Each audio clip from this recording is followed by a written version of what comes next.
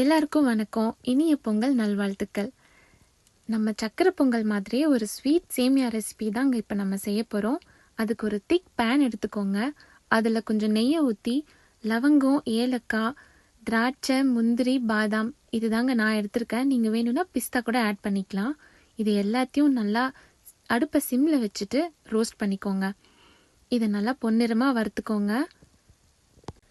இங்கே நான் 2 பேக்கெட் ரூமானி சேமியாவை சின்ன சின்ன பீசஸாக கட் பண்ணி எடுத்து வச்சுருக்கேங்க.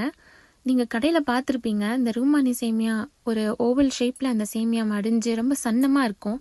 அதுதாங்க இதில் நம்ம போட போகிறோம். இந்த சேமியா ரொம்ப நேரம்லாம் குக் ஆகாது, சீக்கிரமே தம் ஆகிடும். நம்ம பாலும் ஊற்ற போகிறதில்ல, வெறும் சர்க்கரை, ரூமானி சேமியா, நட்ஸ் அவ்வளோதாங்க. கிட்டத்தட்ட கேசரி செய்கிற பதம் தான்.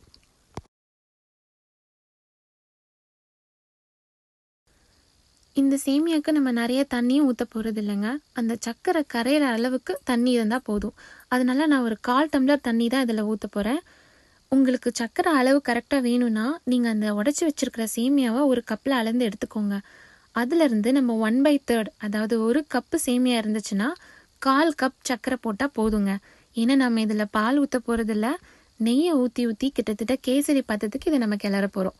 அப்படியே தம்முக்கும் விட போகிறோங்க. இப்போ நீங்கள் நல்லா டைட்டாக லிட்டை க்ளோஸ் பண்ணிவிட்டு ஒரு 2 to 3 நிமிஷம் விடுங்க. திரும்ப வந்து அது எப்படி குக் ஆகிருக்குன்னு பாருங்கள். உங்களுக்கு நெய் கம்மியாக இருந்துச்சுன்னா நீங்கள் இந்த ஸ்டேஜில் இன்னும் கொஞ்சம் ஒரு 2 ஸ்பூன் நெய்யும் ஆட் பண்ணிக்கலாம். ஆட் பண்ணி நல்லா அது கிளறி விட்டுக்கோங்க. அவ்வளோதாங்க, நம்ம சேமியா ரெடி. பால் ஸ்வீட் பிடிக்காத எல்லாருக்குமே இந்த ஸ்வீட் ரொம்ப பிடிக்கும். கிட்டத்தட்ட நம்ம கேசரி மாதிரி தான்.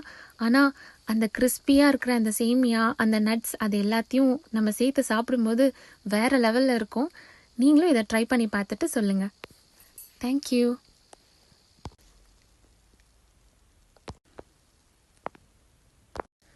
நம்ம ஃபஸ்ட் டைம் செய்யும்போதே இது கரெக்டாக வருமானு தெரியாது அப்படின்னு டவுட்டாக இருக்கிறவங்க ஒரு 1/2 டம்ளர் வெந்நீரை பக்கத்துலேயே வச்சுக்கோங்க. சப்போஸ் உங்கள் சேமியா ரொம்ப ட்ரையாக இருக்குது அப்படின்ற மாதிரி ஃபீல் ஆச்சுன்னா இதை ஆட் பண்ணி தம்முக்கு விட்டுக்கோங்க.